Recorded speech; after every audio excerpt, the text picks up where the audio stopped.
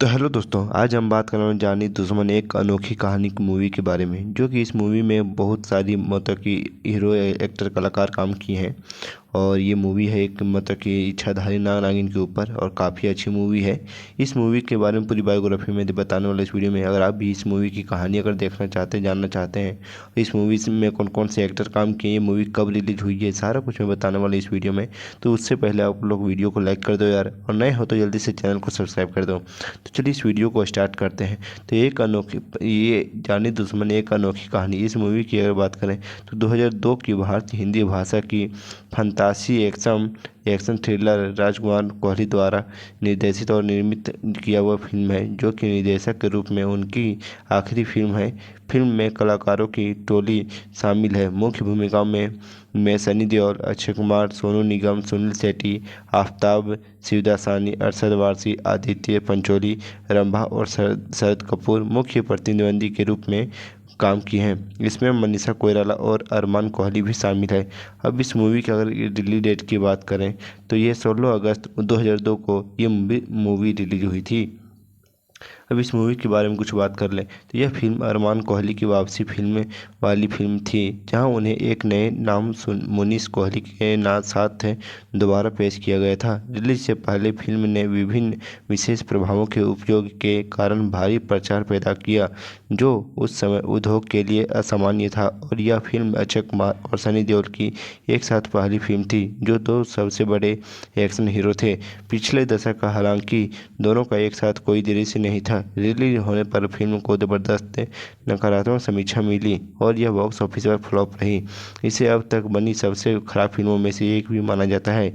इसके अलावा पिछले कुछ वर्षों में इस फिल्म ने सबसे खराब फिल्म शैली में पंथ का दर्जा हासिल कर लिया है।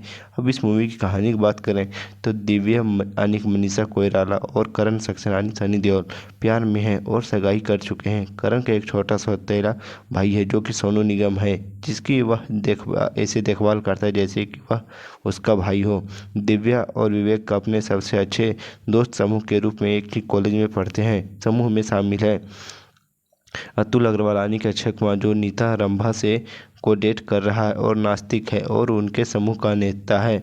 बॉडी बिल्डर और बॉक्सर विजय, यानी कि सुनील शेट्टी जो प्रीति पिंकी कैंप बेल को डेट कर रहा है। विवेक सक्सेना यानी सोनू निगम अतुल का सबसे अच्छा दोस्त और करण का भाई। अशोक केजरीवाल, आदित्य पंचोली एक बेहद अमीर आदमी जो रश्मि किरण राठौड़ को डेट कर रहा है। प्रेम श्रीवास्तव, आफ्ताब शिवदासनी जो गुप्त रूप से रश्मि से प्यार करता है। विक्टर यानी शरद कपूर एक फोटोग्राफर है। अब्दुल यानी अरशद वारसी जो हमेशा चुटकुला सुनाने की फिराक में रहता है। राजेश यानी रजत बेदी एक मिमिक्री कलाकार और एक महिलावादी जो हमेशा दिव्या के लिए वासना करता है। दिव्या यानी वसुंधरा मनीषा कोइराला कॉलेज की सबसे खूबसूरत लड़की। राजेश और मदनानी सुशांत और सिद्धार्थ रे नाम के दो छात्र दिव्या के साथ बलात्कार करने की प्रयास करते हैं। कारण करण उन्हें रोकता है और पीटता है, जो उन्हें कॉलेज के प्रिंसिपल प्रोफेसर जोसेफ के पास ले जाता है। यदि दिव्या उन्हें माफ़ कर देती तो वह इस घटना को जाने देने के लिए सहमत हो जाता है, जो बाद में वह माफ़ कर देती है। हालांकि राजेश और मदन अपने अपमान का बदला लेने का फैसला करते हैं। इसके बाद तुरंत करण कुछ काम के लिए लंदन चला जाता है। इसके बाद दिव्या को पिछले जन्मानी पूर्वाभास होने लगता है कि और बाद में पता उसे चलता है कि पिछले जन्म में उसका नाम वसुंधरा था और वह जादुई शक्तियों वाले एक इच्छाधारी सांप यानी कपिल अरमान कोहली से प्यार करती थी। उनका प्रेम जीवन तब बिखर गया जब उन्होंने एक क्रोधित ऋषि यानी अमरीश पुरी को परेशान किया, जिन्होंने उन्हें 21वीं सदी तक अलग रहने का श्राप दे दिया। कपिल को 21वीं सदी तक तपस्या से गुजरना पड़ा। जब वसुंधरा का दिव्या के रूप में पुनर्जन्म होगा, अपनी तपस्या के परिणाम स्वरूप उन्हें अलौकिक के शक्ति, लगभग अमरता को और इस किसी भी चीज़ का प्रतिरूपण करने की शक्ति भी प्राप्त हुई। ऋषि ने उसे चेतावनी दी कि वह कपिल के बराबर प्रतिद्वंदी माने जाने वाले किसी अलौकिक और अमर व्यक्ति द्वारा पराजित या मारा जा सकता है। अतुल की पार्टी में दिव्या को आमंत्रित करने के बहाने राजेश समूह के सभी लोगों की आवाज़ निकाल कर नकल करता है और उसे पार्टी के लिए निर्धारित समय से पहले एक सुनसान किले में आने के लिए प्रेरित करता है। दिव्या पहुंचती है जहां राजेश और मदन द्वारा उसके साथ क्रूरतापूर्वक बलात्कार किया जाता है, जिससे वह आत्महत्या करने के लिए प्रेरित होती है। दिव्या के दोस्त आगे आते हैं और वह उन्हें यह सोचकर कोसती है कि वे बलात्कार में शामिल थे। कपिल को उसकी मौत के बारे में पता चलता है और वह समूह से सभी से बदला लेने का वादा करता है। परिणाम स्वरूप उसी रात कपिल द्वारा मदन की हत्या कर दी गई। इसी बीच दिव्या एक आत्मा बन गई जो मानव शरीर में प्रवेश कर सकती थी और उन्हें अपनी इच्छा के अनुसार नियंत्रित कर सकती थी। राजेश की शादी हो जाती है और उसके सबसे अच्छे दोस्त पार्टी में आते हैं। उस रात वह उसकी दुल्हन की आत्मा में प्रवेश करती है और उसे मार डालती है। कपिल और दिव्या उन सभी को मारने का फैसला करते हैं, उन सभी की आवाज़ जिनकी राजेश ने नकल की थी, जिन्होंने उसे किले में जाने के लिए मजबूर किया था। कपिल एक ड्राइवर की भूमिका निभाते हैं जो विक्टर की कार खराब होने पर उसे लिफ्ट देता है। उसे अलग करने के बाद कपिल विक्टर के रूप में ऊपर मोटरसाइकिल से चढ़ जाता है। वह विक्टर बनकर लोनावाला में पार्टी में जाता है और अब्दुल को बिजली का झटका देकर मार देता है।